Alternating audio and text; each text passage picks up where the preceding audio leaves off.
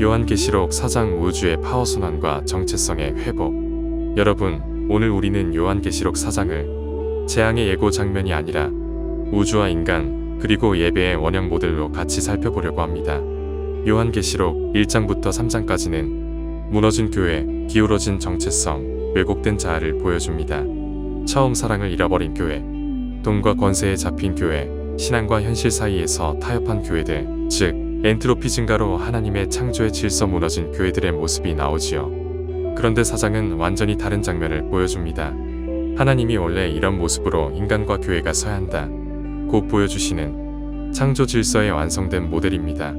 그래서 4장은 단순한 미래 예언이 아니라 우리가 돌아가야 할 정상 상태, 회복된 예배와 그 정체성의 원형을 보여주는 계시입니다. 먼저 요한이 본 것은 하나님의 보좌입니다.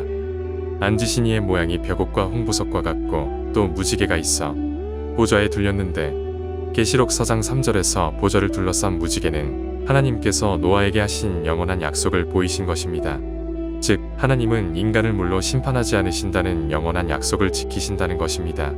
즉 요한계시록에는 물로 심판하지 않은 것으로 나옵니다. 우리는 종종 보좌를 왕의 자리, 정치적 권좌 정도로 생각하지만 보좌는 그 이상입니다. 보좌는 우주의 파워, 에너지, 생명력의 절대 근원점입니다. 이경원 박사의 파워순환 이론에 따르면 우주의 모든 존재는 파워, 즉 에너지와 생명력을 공급받아야만 존재할 수 있습니다. 스스로 살아 움직이는 존재는 아무도 없습니다. 인간이 사랑하고, 배우고, 일하고, 창조하고, 관계하고, 선택하는 모든 힘은 결국 보좌로부터 흘러나온 파워 즉 생명력의 발현입니다.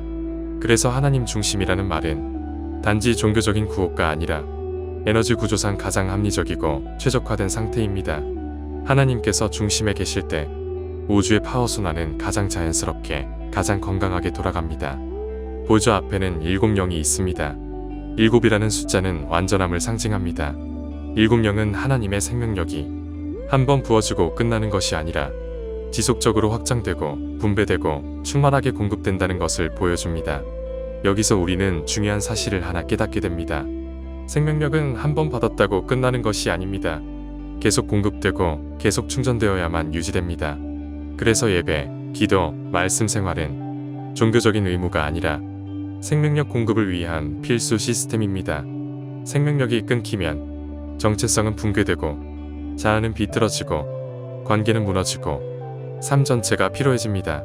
우리가 영적으로, 정서적으로, 관계적으로 너무 힘들다, 너무 고갈됐다라고 느낄 때 그 깊은 뿌리에는 생명력 공급이 차단된 상태가 있는 경우가 많습니다.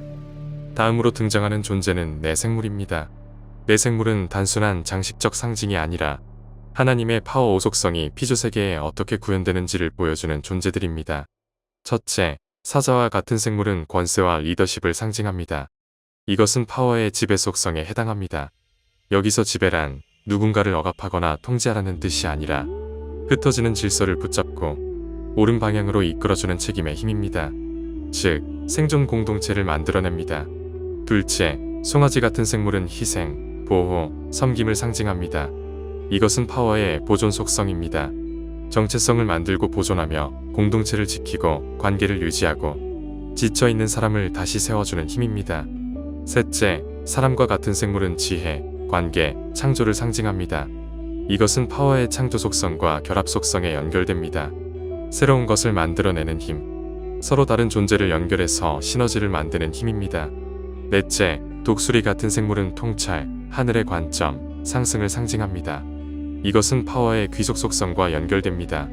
근원을 잊지 않고 방향을 잃지 않고 다시 하나님께로 돌아가는 능력입니다. 이 5 파워 속성은 각각 따로 떨어진 힘이 아니라 한 인간 안에서 균형을 이룰 때 그 사람이 가장 온전하게 기능합니다. 어떤 파워 속성이 과도하면 왜곡이 시작됩니다. 지배 속성이 과잉되면 권력주의와 지배욕이 되고, 보존 속성이 과잉되면 희생 중독과 자기 소멸이 되고, 창조 속성이 과잉되면 자아 과대와 통제 불능으로 흐르고, 귀속 속성이 과잉되면 의존과 무기력으로 떨어집니다. 따라서 요한계시록 4장의 내생물은 이렇게 말합니다. 너는 한 가지 힘에 치우친 존재가 아니라 균형 잡힌 파워를 가진 존재로 창조되었다. 이 내생물이 쉬지 않고 하나님을 찬양할 때 그 찬양은 단지 소리가 아니라 우주적 정화작용입니다. 죄와 상처, 혼돈과 붕괴, 분열과 절망으로 인해 계속 증가하던 엔트로피 에너지, 붕괴와 소멸의 흐름을 예배와 찬양이 제거해 나갑니다. 그래서 찬양 가운데 있을 때 영혼에 뒤엉킨 것들이 풀어지고 상처가 치유되고 깊은 곳에서 평안이 흘러나오는 것입니다. 찬양은 단순한 감정 표현이 아니라 파워순환을 활성화하는 정화 행위입니다. 이제 우리는 24장로에게로 시선을 돌려봅니다. 24장로는 장식용 캐릭터가 아닙니다. 회복된 인간, 완전 기능 인간의 본질적인 정체성 모델입니다. 장로들은 먼저 흰 옷을 입고 있습니다. 흰 옷은 단순히 깨끗한 의복이 아니라 나는 누구인가? 에 대한 가장 깊은 정체성 회복을 의미합니다. 사람들이 뭐라고 말하든, 내가 무엇을 이루었든, 무엇을 잃었든, 그 이전에 나는 먼저 하나님께 사랑받는 존재다라는 개인적 자아의 확립입니다. 정체성은 여기서 시작됩니다. 또한 장로들은 면류관을 쓰고 있습니다. 면류관은 능력, 전문성, 성취, 역할을 상징합니다. 이것은 우리의 사회적 자아를 나타냅니다. 하나님은 우리에게 은사와 실력을 주셨고 세상 속에서 영향력과 역할을 부여하셨습니다. 전문성과 성취는 나쁜 것이 아니라 하나님이 허락하신 선물입니다. 그리고 장로들은 보좌에 앉아 있습니다. 이것은 소속과 인정을 의미합니다. 나는 버려진 존재가 아니라 하나님 나라 안에 분명한 자리가 있다. 이 확신이 있을 때 자아는 흔들리지 않습니다. 그러나 이 장면의 클라이맥스는 따로 있습니다. 장로들이 머리에 쓰고 있던 그 면류관을 하나님의 보좌 앞에 내려놓습니다. 이 행동은 이렇게 고백하는 것입니다. 이 능력과 성취, 이 자리와 영향력의 주인은 내가 아니라 하나님이십니다. 나는 파워의 주인이 아니라 파워의 통로입니다. 이 순간 파워 순환은 완성 단계로 들어갑니다. 여기서 우리는 이경원 박사의 파워 순환 법칙을 다시 떠올릴 수 있습니다. 파워 순환 법칙은 이렇습니다.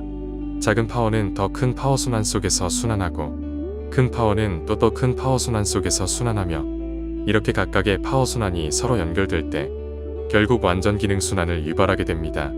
완전 기능 순환이 일어나면 재창조가 일어나고 상생과 협력이 일어나며 결국 모든 만물이 하나가 되는 과정으로 들어가게 됩니다. 그런데 이 파워 순환 법칙이 작동하는 전제 조건이 있습니다. 바로 아버지의 하나님의 생명력입니다. 아버지의 하나님의 생명력이 만물의 정체성을 활성화하고 그 활성화된 정체성이 자기에게 맞는 파워 속성 작용 패턴을 선택할 때 비로소 파워의 완전 기능 순환이 시작됩니다. 따라서 파워 순환 법칙의 기초는 언제나 아버지의 하나님의 생명력입니다. 우리가 예배를 통해 아버지 하나님의 생명을 받는다는 것은 그냥 위로를 조금 받는 정도가 아니라 이 파워 순환의 기동력, 시동 에너지를 받는 것입니다. 이 파워 순환 생명력 즉 하나님의 생명력이 우리 안에 들어올 때 인간의 정체성은 다시 하나님과 하나가 됩니다. 하나님과 하나가 되는 그 정체성을 통해 인간 안에서도 파워 순환이 일어납니다. 우리의 영, 우리의 혼, 우리의 몸 전체에 파워의 완전 기능 순환이 일어나게 됩니다. 그 결과 우리는 하나님과 실존적으로 관계 맺는 삶, 하나님 안에서 새로운 삶을 살아가는 존재로 변화됩니다. 바로 이것이 예배의 본질, 예배의 모델입니다. 이제 예배 전체를 한번 흐름으로 정리해 보겠습니다. 예배에서 우리는 하나님을 높입니다. 그것은 파워의 출발점이 나에게 있지 않고 하나님께 있습니다라고 인정하는 행위입니다. 우리는 하나님 앞에 엎드립니다. 이것은 나를 비하하는 행위가 아니라 자기 중심성을 내려놓는 행위입니다. 모든 결과를 내가 책임져야 한다. 는 부담. 이 모든 것은 내 능력 때문이다라는 착각을 내려놓는 것입니다. 우리는 하나님께 영광을 돌립니다. 내 재능, 내 성취, 내 결과를 나의 자아를 부풀리는 데 쓰지 않고 다시 하나님께 귀속시킵니다. 그러자 하나님께서 다시 우리에게 권세를 주십니다. 파워는 소유하려고 움켜쥘 때 썩지만 하나님께 다시 돌려드릴 때 더 깊고 더 강하고 더 넓은 생명력으로 돌아옵니다. 그리고 그 파워를 가지고 우리는 세상 속으로 나아가 가정과 일터와 관계와 사명의 자리에서 영향력을 발휘하게 됩니다. 그 후 다시 우리는 하나님께 돌아와 예배합니다. 그리고 파워 순환은 또 한 번 시작됩니다. 이것이 요한계시록 4장이 보여주는 예배이며 이경원 박사가 말하는 파워 순환의 핵심 작동 메커니즘입니다. 마지막으로 4장이 말하는 인간의 목적을 한 문장으로 정리해 보겠습니다. 인간은 파워의 주인이 아니라 파워의 통로다. 하나님으로부터 오고 하나님 안에서 흐르고 다시 하나님께로 돌아갈 때 그때 인간은 정체성을 잃지 않고 자아가 균형을 이루고 관계가 살아나고 삶 전체에 생명력이 흐르며 사명은 확장됩니다.